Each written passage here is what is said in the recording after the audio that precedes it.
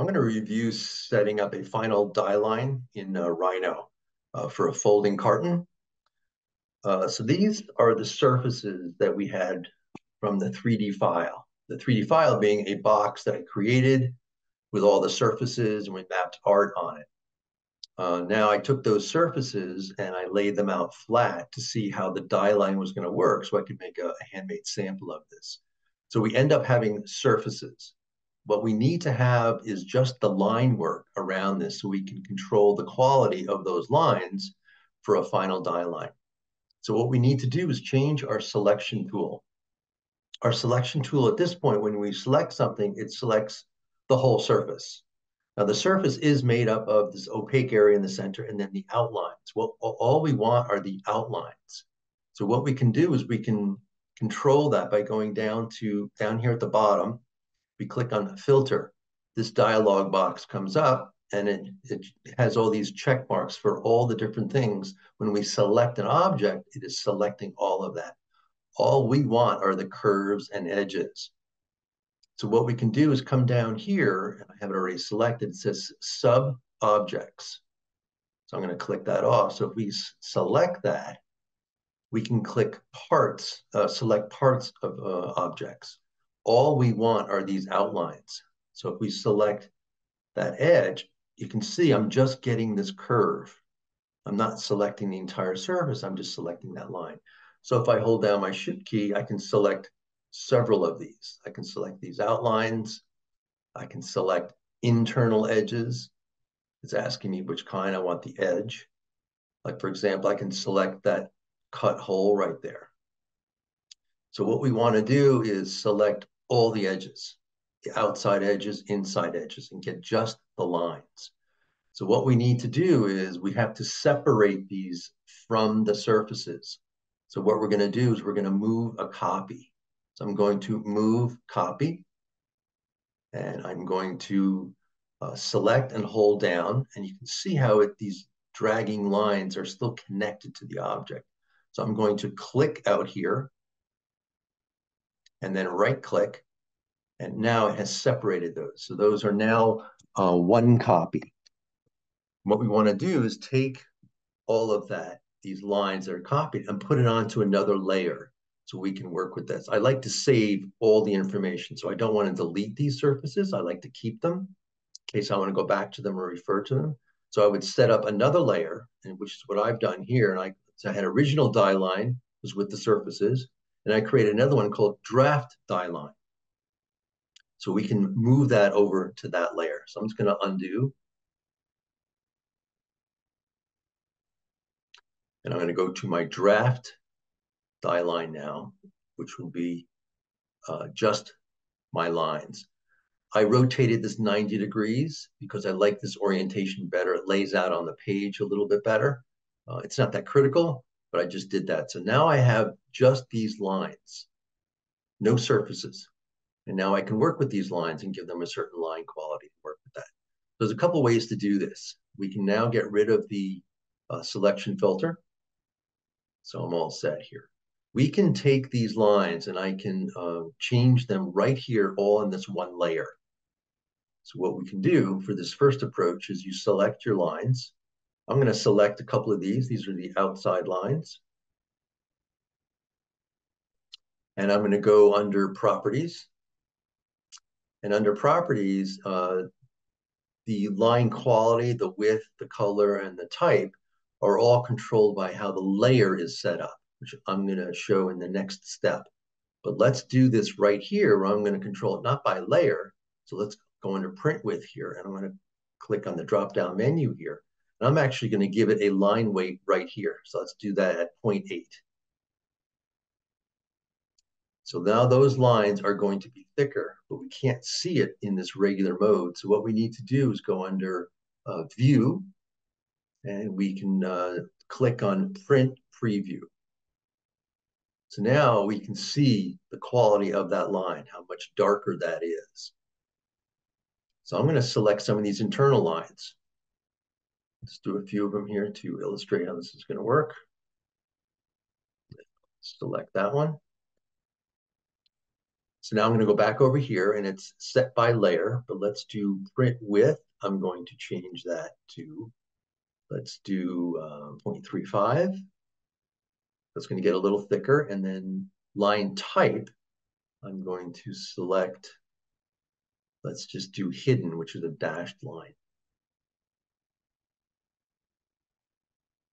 So since I'm in print preview, we can see that. So it's slightly darker and it's a dashed line. So that's how we control these lines, and it gives us an idea of what this is going to look like when we save this out as a PDF. So all of this can be done on one layer. It's relatively easy to do by controlling all these different lines, and then the dimensions will be the similar type of approach. And I'm going to show how to do those dimensions. So I'm just going to undo this.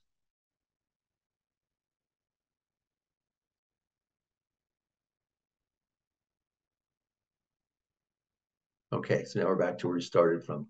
Another way to do this, let me go back to my layers, is to set up different layers, because we can control all the line quality and thicknesses here in the layer and do it by layer.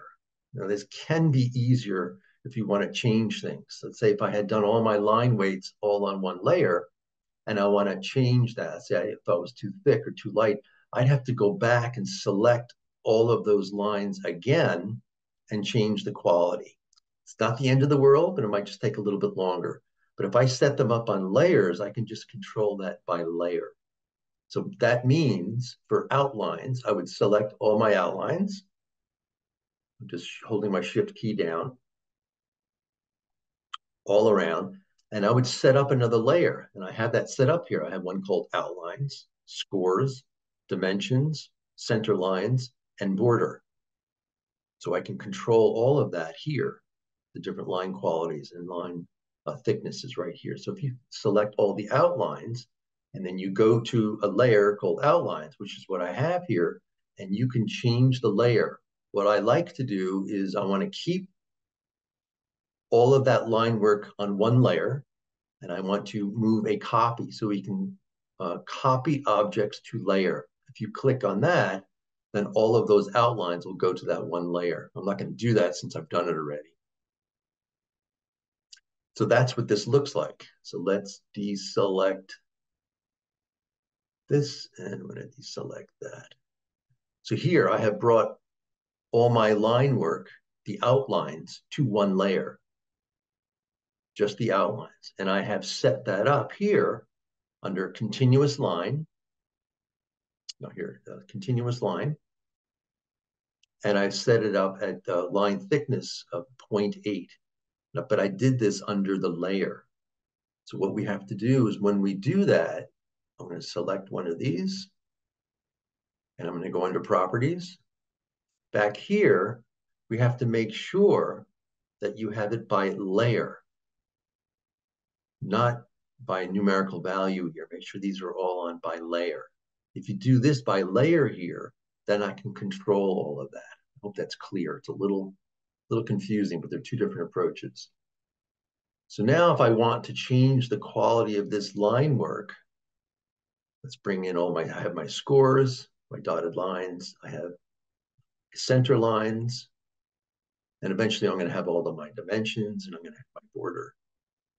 So if I want to change the quality of that outside line, I don't have to go in and select all of those. I can just go right in here into the layers, and I can just change this number without selecting all those. So I think it's a little bit easier if you set up your layers to control all of this, so the outcome is exactly what you want. So those are the two different approaches for setting that up. The next thing is the dimensioning. So if you go under drafting, and you go into dimensions up here, and you go into annotation style, and I have, I'm doing inch decimal, and if you go under edit, the biggest thing here is under model space scale. You have to make sure that's set on 1, which means it's 100%. So all the numerical values we put in here will be 1-to-1. So make sure that is set on 1. This little diagram here shows you what things are going to look like. They have examples of radiuses, angles, and how our dimension lines are going to work. I like breaking my dimension lines, and I put all my copy horizontally, and the copy fits into the separated dimension line horizontally and vertically. So that's just how I have it set up. And then I like these very thin arrowheads. But that can be a preference. So something like that, and it needs to be a certain scale so we can see the numbers and see the arrowheads. It's a little bit of a judgment call. So if you go under these different areas, font, I'm in inches, so I set this up at 0.18. I think the rest of this is pretty straightforward. Dimensions. Here I am, I'm doing it inline, which is that broken, and that's that horizontal. And I like horizontal in view. And the rest of this is pretty standard. Leave that pretty set up the way it is. And then under arrows, I'm using the thinner arrow on both of them, and I do 0.3, which is just a little less than 3/8 of an inch. That's how long that arrowhead is. And then leader line, this is for our radiuses and diameters. I'm using the thinner arrow and then the same size arrowhead. The rest of this is pretty much the same. Let's see, angular. Yeah, it's all the same. All right, so once you set that up, you can say, okay. Let's talk about dimensioning. So under here, all your dimensioning options. The most popular one will be this first one, which is linear and horizontal, vertical and horizontal. So if you select that, you're going to have your snap tools on, and you click from one point to the next point, and you just come up here, and there it is, and you click. And I have this on the wrong layer. So I have this on my border layer. So I'm going to select this, and let's put it on. I have all my dimensions already. Confuse you. So if I take this, and now that it's thick, I'm going to change the layer of that and put that, see, change object layer. So now it is this thinner line. But I have all my other dimensions here, so this might be a little confusing. If I could just put this on another layer. Okay, so that's how that's done. Edit, undo. I'm going to undo that. And I'm going to undo that. So the same thing will occur for vertical. Same tool. So I can select here. I can select the center point up here. And I just come over to the side and drag it over to the side here. And I can select that and I get my verticals.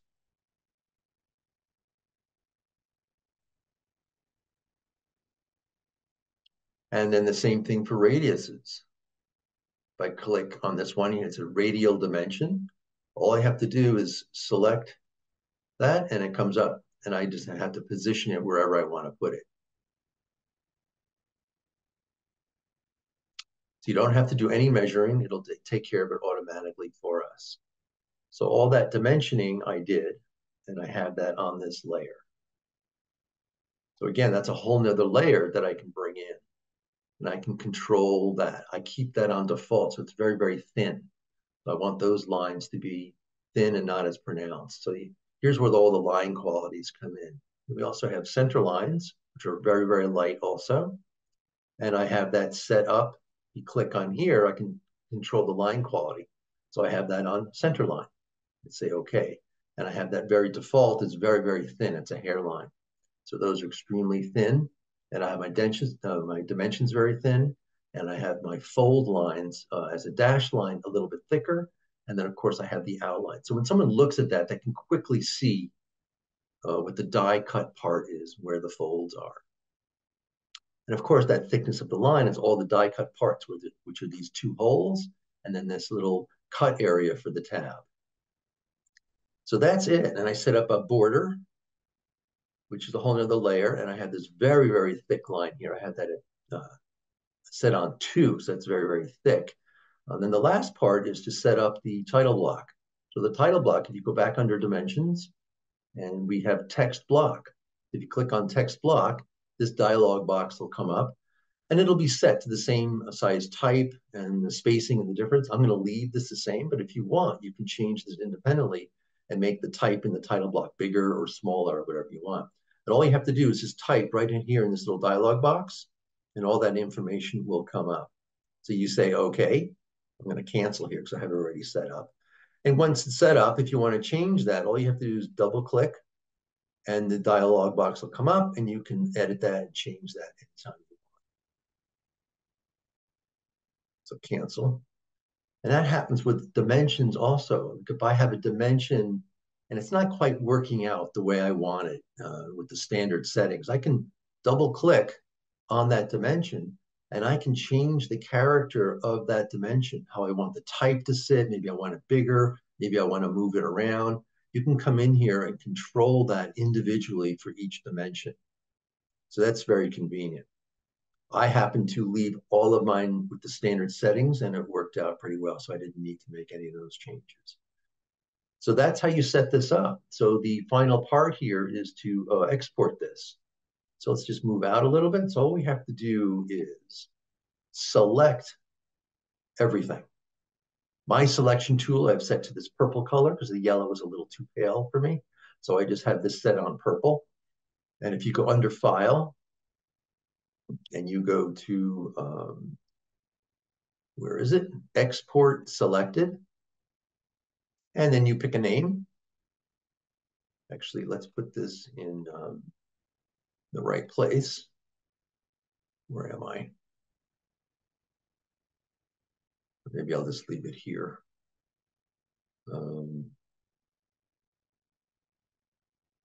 Okay, I have it set here. Doesn't really matter. Test DL, and have it set on PDF. So if you save, you have to save it first before you can control how it's going to fit on the page size. So here under this export selected, I can pick a custom size page. I have mine set at 20 inches wide by 16 inches high, 300 DPI. Vector output. The important part is down here. You want to do window extends. That means it's going to take everything in that viewport and fill it up. But even though you say extends, it's still not 100%. It's 99%. So it's very important that we come down to scale to fit, and we want to do 1-to-1 to just fit it a little bit tighter. So now I know that is at 100%. So you say, okay, and now that has been exported. If you open that into a PDF, let's bring. All right, so here's the die line as a PDF, and it looks really good. So the point is the line quality has really helped to communicate. So we have a very nice dark outline to see the size of the board. We can see our fold lines are a little bit thicker, and then we have our dimension lines and center lines a little bit thinner yet. So it's a very nice, clean layout. It fits on the page nicely. So everybody's layout will be a little bit different depending on what you have. You might have a couple of parts. You could add more notes perhaps over on the right-hand side, just more text boxes. But this is essentially what it needs to look like.